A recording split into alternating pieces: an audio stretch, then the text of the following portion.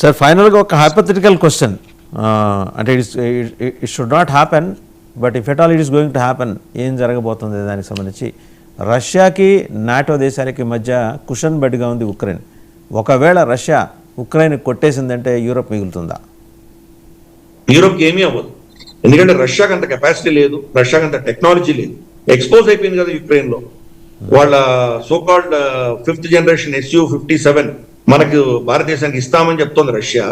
వాళ్ళ S-400 S-500 Ukraine ఆపగలిగినాయా? 2 రోజుల క్రితం వాళ్ళ బ్లాక్ సీ పోర్ట్ లో ఉన్నటువంటి సబ్మెరీన్ కొట్టింది. అండర్ వాటర్ డ్రోన్ తోటి యుక్రెయిన్ వెళ్ళి రష్యన్ సబ్మెరీన్ కొట్టగలిగింది. క్రైమియా బ్రిడ్జ్ ని వాడు ఎరగొట్టగలిగింది, దాన్ని ధ్వంసం చేయగలిగారు. రష్యా లోపలికి వెళ్ళి వాళ్ళ ఆయిల్ డిపోస్ ని ధ్వంసం చేయగలిగారు. క్రెమ్లిన్ మీదకే వెళ్ళింది డ్రోన్స్ వెళ్ళి.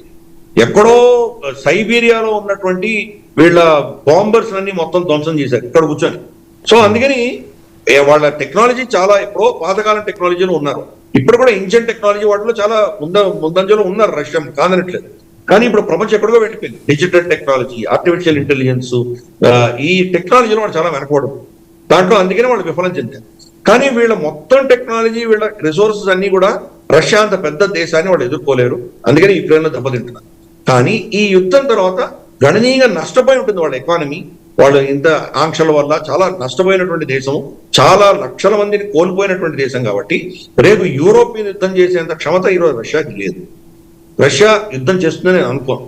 కానీ ఒకవేళ వీళ్ళు కనుక కయ్యానికి కాలు రువ్వితే బహుశా ఒక టాక్టికల్ న్యూక్లియర్ అటాక్ లాంటిదో ఇటువంటి పెద్ద అటాక్స్ చేసి యూరోప్ ను ఆపేటువంటి ప్రయత్నం రష్యా చేస్తుంది.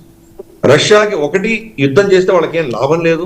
గతంలో సోవియట్ యూనియన్ ఇంత పెద్ద దేశంగా ఉండి 15 సోకాల్డ్ రిపబ్లిక్స్ అన్ని పెట్టుకొని వాళ్ళు ఎకనామిక్ గా కొలాప్స్ అయిపోయారు. మనం చూసాం 1990లో. అవన్నీ ఇండిపెండెంట్ దేశాలుగా తయారైంది. రేపు మళ్ళీ వీళ్ళే భూభాగాన్ని ఆక్రమించుకుంటే దాన్ని ఎలా మెయింటైన్ చేయగలరు? వాళ్ళ చేత కాదు, వాళ్ళ ఎకానమీ అయినా తట్టుకునేటువంటి పరిస్థితి లేదు. కాబట్టి రష్యా యుద్ధం చేసే పరిస్థితిలో లేదు, యుద్ధం చేసేటువంటి ఆలోచన కూడా లేదు. కానీ రష్యాను పూచిగా చూపించి గత 150-200 సంవత్సరాలుగా నడిపిస్తున్నటువంటి పాలిటిక్స్ యూరోప్ చేస్తూనే ఉంటుంది. ప్రతిసారి రష్యా మీద యుద్ధం చేసినప్పుడు అంతా వాళ్ళు ఓడిపోయి.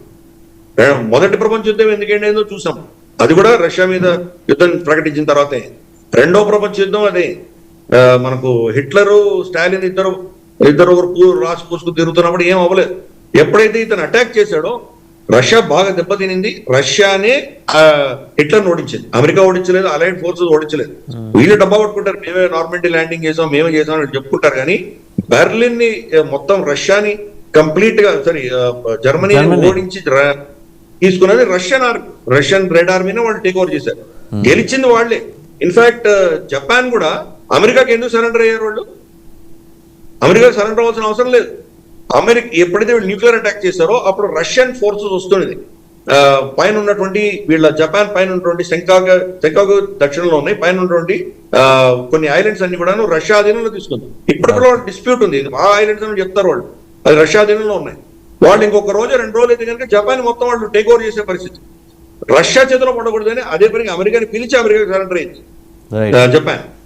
సో అందుకని నిజమైన శక్తి రష్యా గతంలో.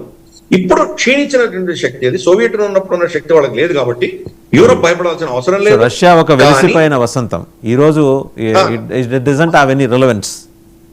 వాళ్ళని బూచిగా చూపించి వీళ్ళ పాలిటిక్స్ యూరోపియన్స్ నడిపిస్తున్నారు. దాంట్లో కూడా లెఫ్టిస్ట్ ప్రభుత్వాలే నడిపిస్తున్నాయి. రైట్ గారు, thank you very much. International affairs, geopolitical affairs మీద మళ్ళీ మనం చాలా అంశాల మీద మాట్లాడుకుందాం. మళ్ళీ కలుద్దాం. Thank you very much. చూసాం కదా, అటు బంగ్లా సంక్షోభం వెనక డీప్ స్టేట్, అలాగే ఇటు వచ్చి చూస్తే వెనుజులా వెనక అమెరికా ఆడుతున్న క్రీడ.